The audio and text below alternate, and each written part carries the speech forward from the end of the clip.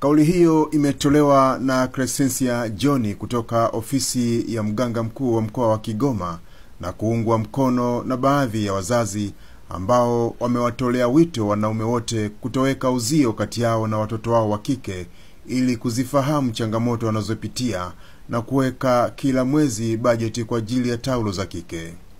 Masuala ya hedhi yanahusiana na kununua taulo, usafi, sabuni na vitu vingine kama hivyo. Na anayeshika pesa mara nyingi kwenye jamii zetu ni baba.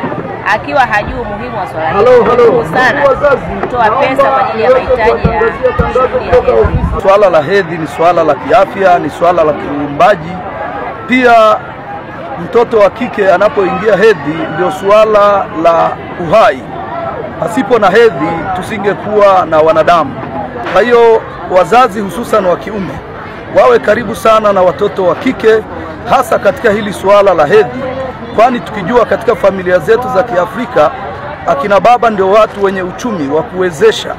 Ni katika kazi ya kugawa taulo za kike kwa wanafunzi wa shule ya sekondari Mwananchi iliyoko manispaa ya Kigoma Ujiji, ambapo mkurugenzi wa taasisi ya Sophie Foundation iliyotoa taulo hizo kupitia kampeni yake ya Nampambania Sofia Shabani Shata amesema bado ipo changamoto ya upatikanaji wa taulo za kike kwa wasichana wengi kutokana na baadhi ya wanaume kutoona umuhimu wa kujihusisha na swala hilo. Mheshimiwa mgeni rasmi, ninaomba kupitia kwa nafasi yako katika wilaya hii kibali cha kukutana na wadau, kukusanya na kuendelea kutoa elimu kwa jamii kuhusu hedhi salama na uchangiaji wa taulo za kike.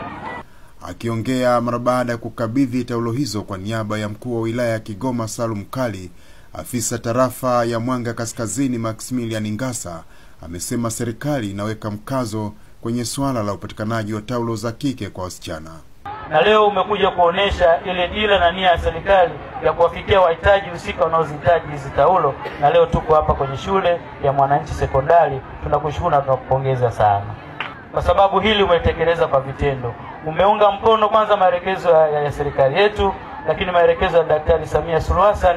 Baadhi ya wasichana wameeleza magumu wanayopitia wawapo katika kipindi cha hedhi.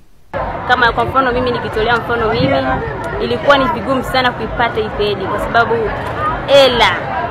ya kuweza kununua mikiki.